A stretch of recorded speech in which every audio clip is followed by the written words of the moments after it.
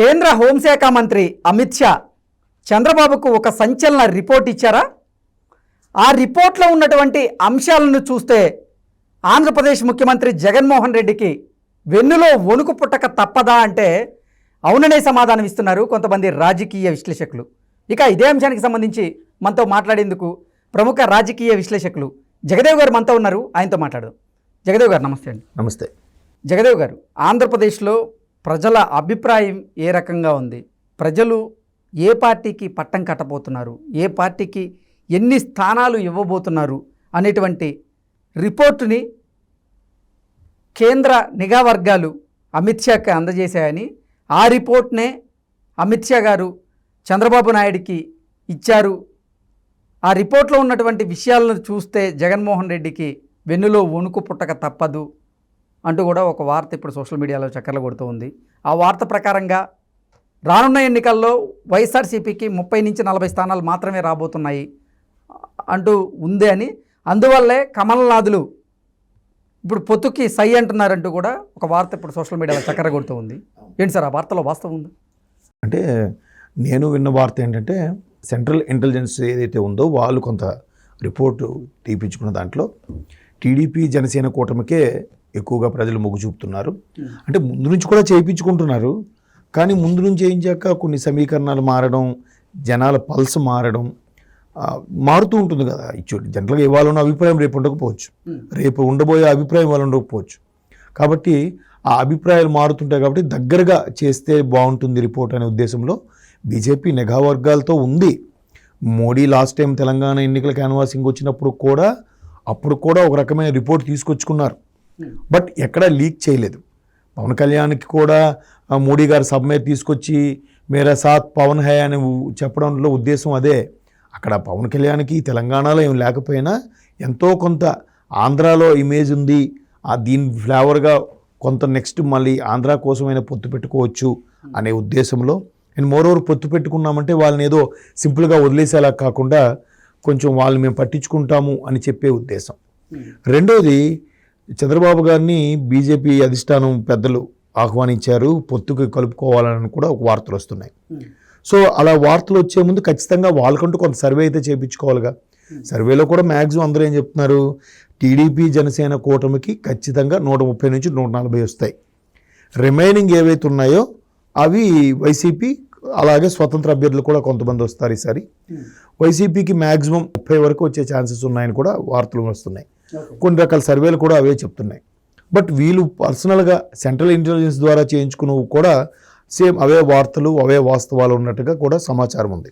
అయితే బీజేపీ ఎందుకు టీడీపీతో వైరం ఏర్పడి 2018లో 2018-19 నుంచి దూరంగా ఉన్న బీజేపీ మరలా టీడీపీతో పొత్తు పెట్టుకోవడానికి 2 ప్రధాన కారణాలు ఉన్నాయి. ఒకటి, టీడీపీ ఒకప్పటి కూటమిలో భాగమే, ఒకప్పటి మిత్రుడే. రెండవది, మొన్న మోడీ గారు 400+ మేము గెలుచుకుంటామని కూడా పార్లమెంట్ సాక్షిగా అనౌన్స్ చేశారు. తలకిందులుగా తపస్సు చేసిన 400+ రావు. అంటే వాళ్ళ ఉద్దేశం ఎన్డీఏ కూటమితో 400 తెచ్చుకోవాలని ఒక ఉద్దేశం. అలా తెచ్చుకోవాలంటే పాత మిత్రులను కొత్త మిత్రులను కలుపుకోవడమే కాకుండా పాత మిత్రుల్లో మధ్యలో ఉండే పొరపచ్చాలని రికవరీ చేసుకుంటూ మళ్ళా వాళ్ళని కలుపుకుంటూ వాళ్ళతో పాటు వెళ్తే బీజేపీకి వాళ్ళు అనుకున్న 400-350+ అయితే వస్తాయి. అలా ఉద్దేశంతో రావాలి. కాబట్టి మరలా పాత ఎన్డీఏ కూటమిలో ఉన్న టీడీపీ కానీ, ఏఐడిఎంకే కానీ, ఆర్జేడీ కానీ, శివసేన ఇలాంటివన్నీ కూడా మళ్ళీ కలుపుకోవాలని చూస్తున్నారు.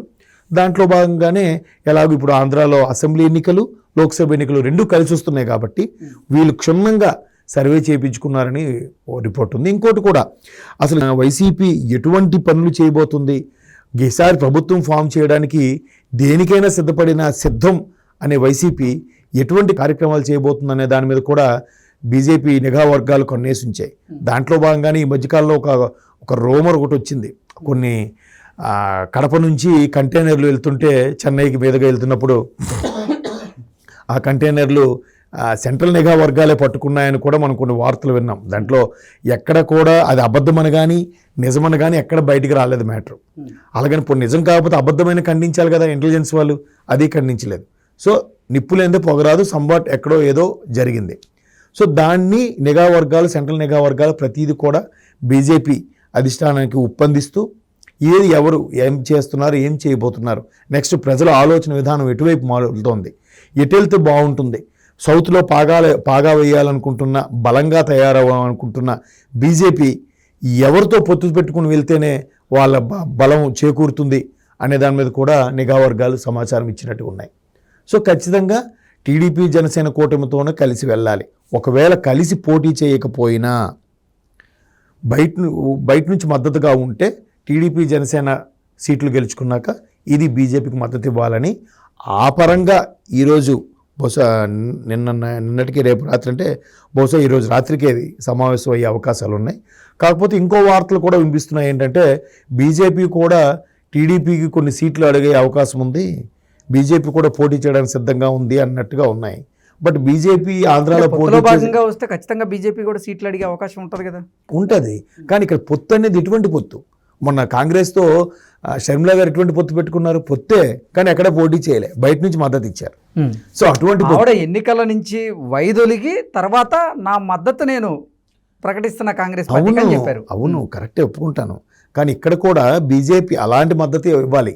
బీజేపీకి డైరెక్ట్గా దిగితే కొన్ని టీడీపీ సీట్లు కోల్పోయినట్టు అవుతుంది, టీడీపీ పక్కాగా గెలిచే సీట్లు కోల్పోయినట్టు అవుతుంది.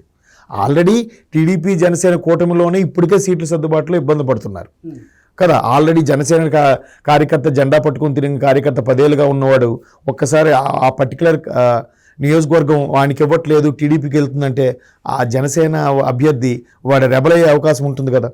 అలాగే టీడీపీలో కూడా ఇదే సిచ్యువేషన్ ఉన్నప్పుడు వీళ్ళు కూడా బుజ్జగించాలి. కాబట్టి నెక్స్ట్ గవర్నమెంట్ ఫామ్ అయ్యాక నామినేటెడ్ పోస్టులో రాజ్యసభ ఏదో కేటాయిస్తారు. బట్ ఇప్పుడు ఈ సర్దుబాటులోనే కొంత ఇబ్బందులు కలుగుతున్నప్పుడు బీజేపీకి ఇంకెక్కడ ఇస్తారు? పైగా కాంగ్రెస్తో పాటు బీజేపీ కూడా తెలంగాణ విషయంలో సపోర్ట్ చేసింది కాబట్టి 2019 తర్వాత బీజేపీ ఇప్పటి వరకు స్పెషల్ స్టేటస్ గురించి కానీ స్పెషల్ ప్యాకేజ్ గురించి కానీ ఎక్కడ రెస్పాండ్ అవ్వలేదు. ఈవెన్ చంద్రబాబు గారు అరెస్టు తర్వాత కూడా పార్టీలకు అతీతంగా అందరూ రెస్పాండ్ అయినా కూడా బీజేపీ ఎక్కడ రెస్పాండ్ అవ్వలేదు. సో ఇది డీమెరిట్గా ఉంటుంది కదా బీజేపీకి. బీజేపీ ఇస్తే ఎక్కడ గెలుస్తారు? అక్కడ మళ్ళీ టీడీపీ సీట్లు కోల్పోతుంది కదా. అందుకు ఎవరు బయట నుంచి మద్దతు ఇస్తారు. కాకపోతే ఇప్పుడు బీజేపీ అధిష్టానం బాబు గారిని పిలిచే ఉద్దేశం ఏంటంటే, బాబు మీరు గెలిచి మాకు మద్దతు ఇవ్వండి, లోక్సభలో మీ సీట్లే మాకు కీలకం అని చెప్పే ప్రయత్నం, మళ్ళీ పాత ఎన్డీఏ కూటమినంతా కూడా కలుపుకుపోయే ప్రయత్నం చేస్తున్నారు. కాబట్టి బీజేపీ అధిష్టానం బాబు గారిని పిలిచిందని నేను అనుకుంటున్నాను. ఖచ్చితంగా అది ఫేవర్గానే ఉంటుంది. దానికి బయట నుంచి మద్దతు కోసమే పవన్ కళ్యాణ్ కూడా తెలంగాణలో బీజేపీతో కలిసే అంతగా ఇష్టం లేకపోయినా, అంతగా కలిసే ప్రభావం లేకపోయినా బయట నుంచి ఓకే అన్నారు. ఏదో నామకే వాస్తే క్యాన్వాసింగ్ చేశారు పవన్ కళ్యాణ్ గారు. అంటే రేపు పొద్దున్న సెంట్రల్లో బీజేపీ వచ్చినప్పుడు ఆంధ్ర రాష్ట్ర ప్రయోజనాల కోసం అక్కడి నుంచి వచ్చే ఫండ్స్ కానీ, స్పెషల్ ప్యాకేజ్ కానీ, స్పెషల్ స్టేటస్ కానీ, ప్రాజెక్టులను కానీ అన్నీ మధ్యవర్తిగా ఉండి మాట్లాడి రప్పించుకోవడానికి చేసుకునే ప్లానే తప్ప బీజేపీతో అయితే పొత్తుంటుంది. కానీ బహిరంగంగా మొత్తం మీరు ఓపెన్గా వీళ్ళకి ఇన్ని సీట్లు అయితే ఇవ్వరు. ఎందుకంటే ఇంతకుముందు చేసిన సర్వేలో కూడా బీజేపీతో పొత్తు పెట్టుకుంటే టీడీపీ జనసేన కూటమికి కొంత ఓటింగ్ పర్సంటేజ్ తగ్గే ఛాన్సెస్ కూడా ఉన్నాయని కూడా కొన్ని సర్వేలు చెప్తున్నాయి. కాబట్టి బీజేపీతో పొత్తు ఉంటుంది, కానీ అంతర్గత పొత్తు ఉంటుంది, బహిర్గతంగా ఓపెన్గా పొత్తు ఉండదు. లోక్సభగా అక్కడ గెలిచిన తర్వాత అక్కడ మళ్ళా ఎన్డీఏ కూటమిలో చేరే ఛాన్సెస్ ఉండి అప్పుడు మద్దతు ఇస్తారు. ఓకే జగదేవ్ గారు, thank you so much. Thank you.